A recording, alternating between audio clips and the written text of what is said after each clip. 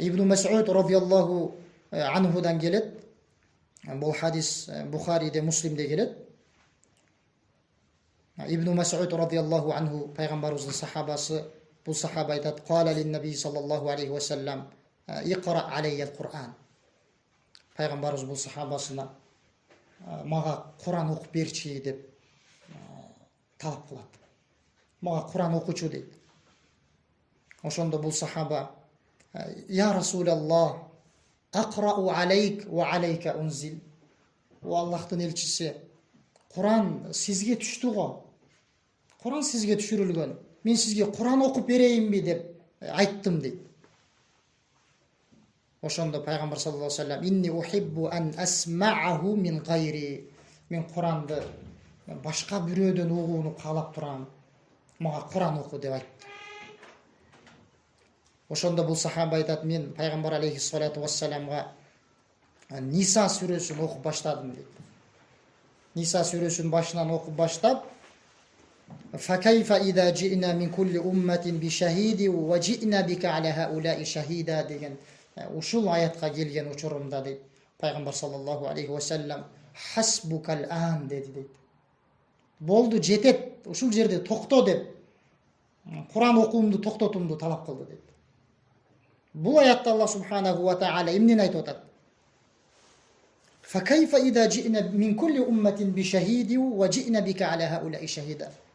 Biz ар бир үммөттү өзүнүн пайгамбары менен бирге алып келип, жана сени дагы бул үммөткө күбө катарында алып келгенибизде, алардын абалдары кандай болор экен, сенин абалың кандай болор экен деген аят эле.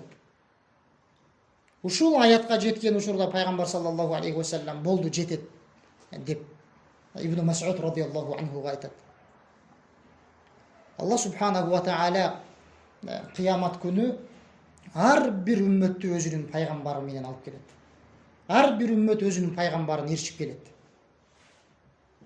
Эмне үчүн? Ошол үммөтүнө, өзүнүн коомуна мен Аллахтын динин жеткирдим деп күбө катарында. Бул жерде Алла субханаху ва тааля айтып аткандай. Эми айтып атат: "Сени дагы бул үммөткө күбө катарында алып келебиз. Ошондо эмне болор экен силердин абалыңар, инсандардын абалы кандай болор экен" деп Алла субханаху ва тааля эскерип атат.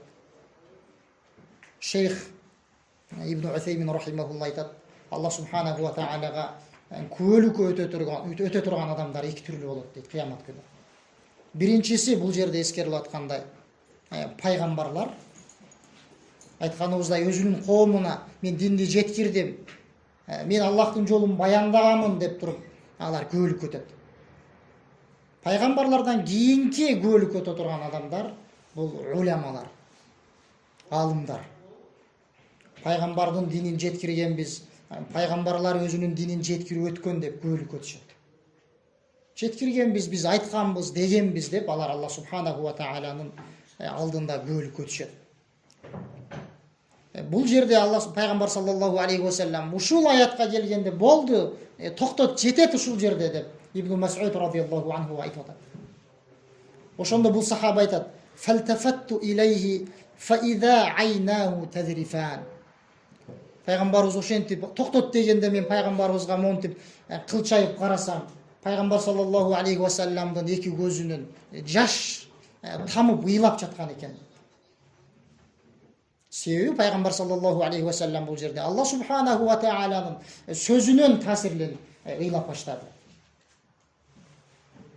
Алымдар айткандай, пайгамбар саллаллаху алейхи ва саллям же бул жерде Алла субханаху ва таалянын алдындагы абал эртеги кыямат күнү кандай болот деп корккондугунан ыйлап атат. Себеби бул бапта Аллах Тааладан коркуп ыйлоонун фазилети деп айтылып атпайбы?